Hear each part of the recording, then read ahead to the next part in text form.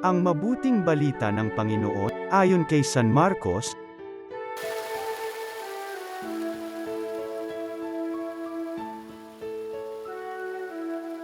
Umagang-umaga ng araw ng linggo, matapos na muling mabuhay si Jesus, siya'y unang napakita kay Maria Magdalena. 7 demonyo ang pinalayas ni Jesus sa babaeng ito. Pumunta siya sa mga alagad ni Jesus, na nooy nahahapis at umiiyak, at ibinalita ang kanyang nakita. Ngunit hindi sila naniwala sa sinabi ni Maria na buhay si Jesus at napakita sa kanya.